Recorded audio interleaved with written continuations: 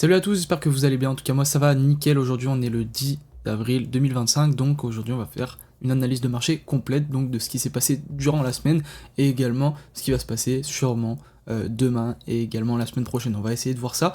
Également, comme vous pouvez voir actuellement, la map elle est plutôt verte, donc on a eu un petit rebond, mais ça on va le voir juste après sur TradingView. Juste avant de commencer la vidéo, je voulais te parler de notre partenaire ZoomX. Et ne skip pas parce qu'il va y avoir un giveaway. Donc ZoomX est une des meilleures plateformes d'échange de crypto-monnaies à l'heure actuelle. Donc sur ZoomX, vous pouvez trader en spot ou en futur comme je suis en train de le faire actuellement. Également, vous avez énormément d'altcoins, comme vous voyez, la liste est longue. Donc pour rejoindre, c'est très simple, vous passez par mon lien dans la description, donc c'est un lien affilié. Donc comment ça marche? La plateforme, au lieu de prendre 100% des frais, elle va reverser une petite part à moi et elle va vous laisser 15% à vous. Également, pour participer au concours d'essence USDT plus les 6 mois dans notre groupe privé offert, il vous faut remplir ce formulaire en répondant à toutes les questions et en mettant votre UID ZoomX pour que je puisse bien voir que vous êtes passé par mon lien et que vous avez déposé minimum 200 USDT. Merci à tous ceux qui le feront et sur ce, je vous souhaite une bonne vidéo. Donc les gars, on est actuellement sur le BTC, on va l'analyser et on va voir ce qui s'est passé toute la semaine juste avant ça. En fait, je voulais faire tout simplement l'analyse sur la charte de ZoomX, mais le problème c'est qu'entre 18h15 et 3h30, il y a eu une grosse coupure sur ZoomX. Je sais pas pourquoi toutes les charts, que ce soit BTC, les alt, ne fonctionnent plus. Enfin, il y a un gros gap en tout cas, comme si elles avaient été mises en pause, donc je sais pas ce qui s'est passé et donc on va pas trader dessus. Maintenant, c'est pas grave, j'ai tout remis ici. Donc ici on a la première zone OTE de tout le mouvement, ça va être utile pour les explications, ne bougez pas. Et on a la deuxième zone OTE ici, alors hop, on baisse un peu. Deuxième zone OTE ici, enfin la première plutôt, mais on s'en fiche un peu. Ok, très bien, donc maintenant on supprime ça. Vous allez voir que pour bien vous situer, ça va être utile. Donc actuellement, qu'est-ce qu'on est en train de faire? Alors depuis le 4 avril, on est en tendance baissière. Bon, enfin on y est depuis longtemps, mais à court terme en tout cas, on est en train de chuter. Et donc, qu'est-ce qu'on fait quand on fait un mouvement baissier? On vient le corriger. Donc là, on peut le corriger en A, B, puis C. Okay. Qu'est-ce qu'on remarque là actuellement? On remarque qu'on est en train de faire pile un mouvement de correction en A, B, puis C. On va le noter. Donc là, on a la racine A, B, puis C. Donc, comme vous le voyez.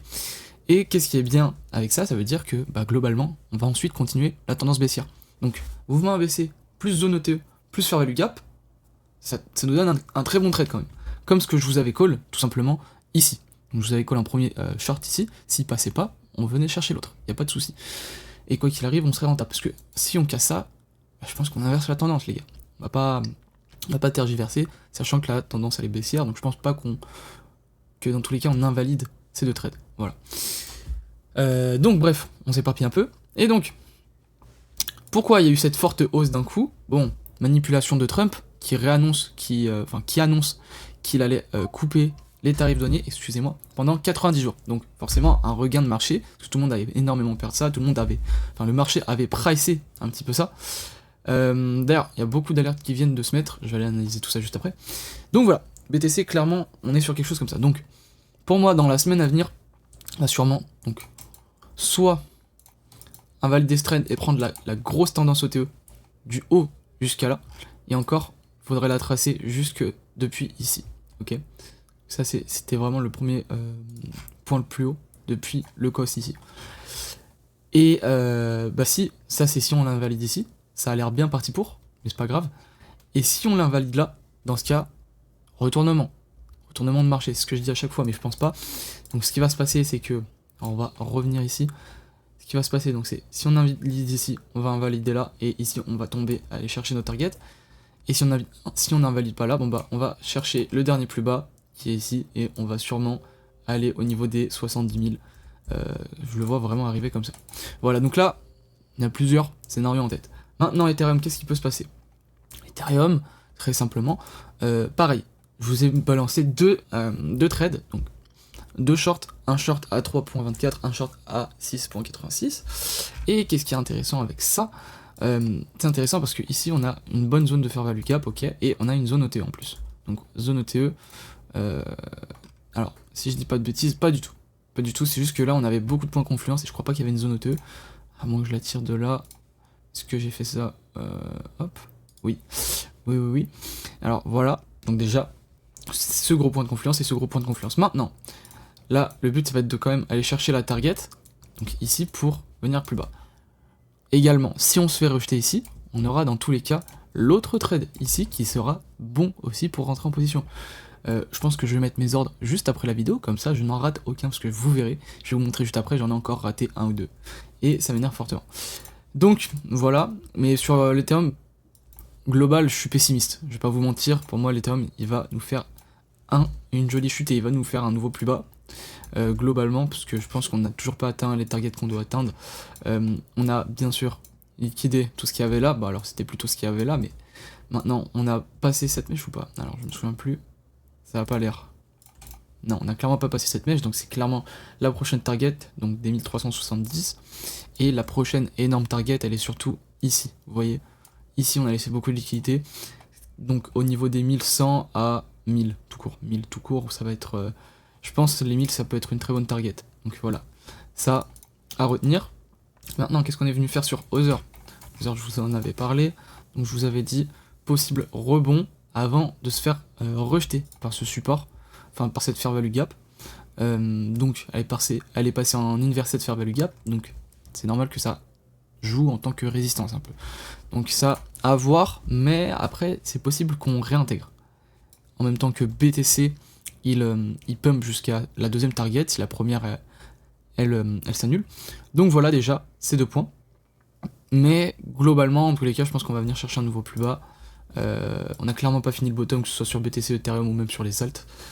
Par contre, c'est assez fou de se dire, les gars, que quand même, on est revenu chercher des points sur, en tout cas, la chart Other, similaire à janvier 2024, à il y a 1 an et 3 mois. Enfin, on est même venu chercher en dessous de ça, donc c'est assez chaud quand même.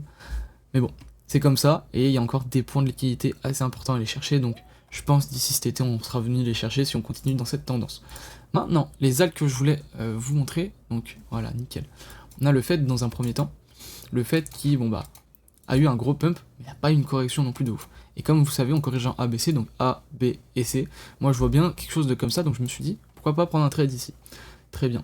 Je vais vous mettre maintenant l'autre liste, donc pareil. ZRX, c'est la même chose, donc on est monté, on n'a pas corrigé encore.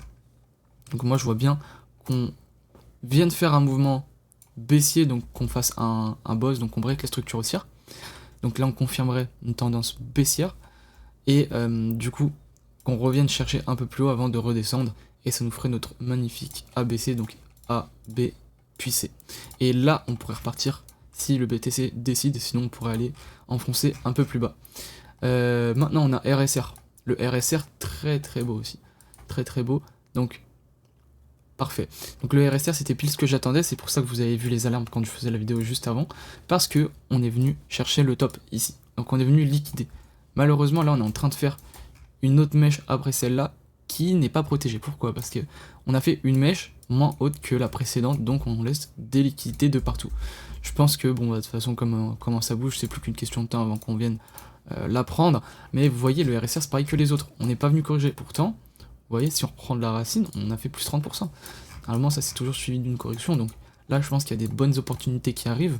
Et pour justement confirmer ça, confirmer que on va être baissier sur le RSR, j'attends un sweep, mais j'attends également un cos ici, enfin un boss ici. Changement de caractère. Comme ça, là, on aurait notre cos, notre boss, et ensuite, on pourrait commencer notre fameuse ABC.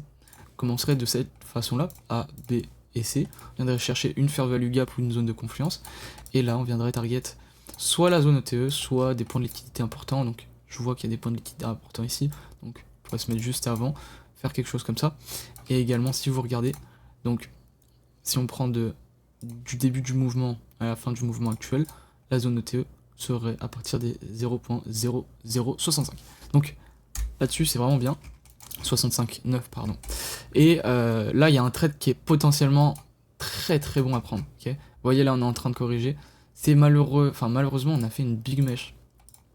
On a fait une big mesh mais pas propre, pas propre. Le tiers également. Alors je vais me dépêcher parce que après la vidéo va devenir trop longue. Le tiers, voilà ce que j'attendais moi qu'on vienne chercher un peu plus haut. Malheureusement on l'a pas encore fait, donc on va voir ce que ça donne. Mais là on pourrait clairement être sur une A, B, puis C, parce qu'on est venu chercher les liquidités qu'on avait là, des liquidités un peu au-dessus, sans venir chercher le top forcément, donc ça peut marcher également.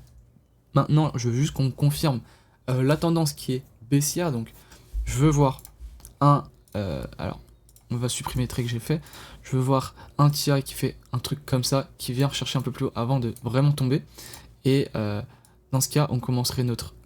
Alors, tac. On commencerait notre A ici, notre B... Alors attendez, je fais un peu n'importe quoi.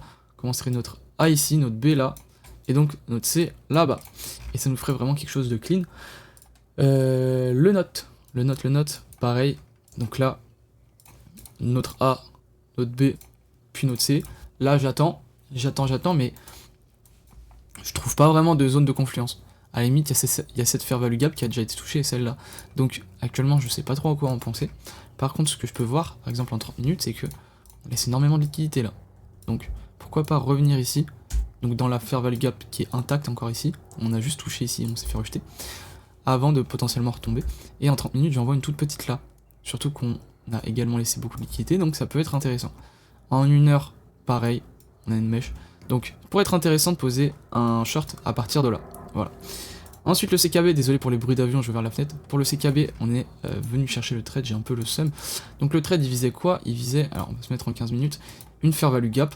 Donc je me suis dit, en vrai, la fair value gap, elle peut tenir. On n'est pas forcément obligé de venir chercher la zone OTE, parce qu'on a fait une big mesh. Donc là, je vais m'empresser d'aller la prendre pour rater le moins possible. C'est pas du FOMO les gars, c'est juste la structure, elle est bonne, ça vient de se valider. On vient de valider qu'on n'ira pas plus haut, parce que dans tous les cas, on a fait une big bougie droite. Quand on fait ça, en général, on laisse pas trop de liquidité. Le corps, pardon, hop.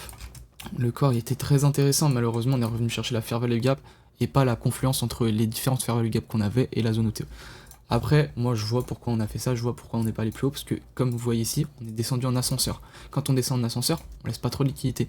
Et là, par contre, on avait commencé à en laisser pas mal. Donc, finalement, mettre le trade ici, c'était vraiment pas déconnant, surtout que c'était un point de confluence assez cool entre deux fair value gap, comme vous voyez ici. Donc, en vrai, après mes réflexions, j'aurais pas dû faire ce que j'ai fait, mais n'empêche que il y avait de l'idée. Mais avec plus d'expérience, vous voyez, là ça me fait de l'expérience. Je me dis, bah attends, en vrai, quand on descend comme ça, on laisse pas trop de liquidité, donc on va pas forcément revenir chercher plus haut. Et donc ça peut être hyper intéressant. Le pic par contre, j'ai réussi à le prendre, en tout cas je l'ai pas pris avec mon compte à moi, avec le compte Challenge Womex, j'ai pris avec un autre compte de trading. Mais très intéressant, donc là on laisse beaucoup de liquidité, on a un order block assez intéressant en 30 minutes je crois. Une heure je crois c'est pas, ouais voilà. Donc en 30 minutes un order block assez intéressant. Et du coup une A, B, puis C intéressante également comme correction. Donc en A, on a déjà assez bien corrigé comme vous le voyez, moins 16%, après c'est toujours des big mesh sur le pic. Donc là, la C, elle peut clairement venir se passer ici, surtout qu'on laisse beaucoup de liquidité là. Je vais vous le montrer en 5 minutes ou en 15 minutes, peu importe, on a laissé pas mal de liquidité ici, donc pourquoi pas aller les chercher. Et puis de toute façon j'ai mis plusieurs targets sur l'autre compte que j'ai pu prendre, donc j'ai mis ici on enlève 50%, stop loss ici donc ABE, enfin, on fait du profit quand même, et après on fait plusieurs TP, voilà. Et donc ça c'est hyper intéressant aussi le pic, et le fait, enfin, donc le fait, on a notre A qui vient de se dessiner, la B qui arrive, et la C qui arrive aussi, et je pense que ça peut être pas mal, là il peut pousser un petit peu plus pour aller jusqu'à la zone OTE, après à voir s'il n'y a pas un order block qui se... Alors là on a un petit order block ici, donc à voir ce que ça peut donner, mais bon, c'est pas top. C'est pas top, par contre, ce qu'on a qui est bien, c'est qu'on a une fair value gap, une zone OTE, donc tout ce qu'on aime, plus en fait une confluence de plusieurs fair value gap, donc se mettre à l'entrée de la zone OTE, c'est hyper intéressant, surtout en vue de la montée colossale qui nous a faite, voilà. Donc là, on peut aller chercher un trade à 3.95 Hz, qui est vraiment hyper clean, surtout que en fait on trade la tendance, là on trade pas contre la tendance, donc ça a bien plus de chances de se produire. En tout cas les gars, j'espère que vous aurez aimé la vidéo, comme d'habitude, like et abonne-toi, si c'est pas déjà fait, et on peut du coup retrouver tous mes réseaux dans la bio et dans le lien en commentaire. Également, je vais me répéter, mais je suis en partenariat avec Zoomex, donc très important d'aller voir et d'aller vous inscrire si vous n'avez pas de compte Zoomex, ça peut être hyper intéressant pour vous ainsi que pour moi. Je vous laisse là-dessus, c'était Abba Crypto, ciao.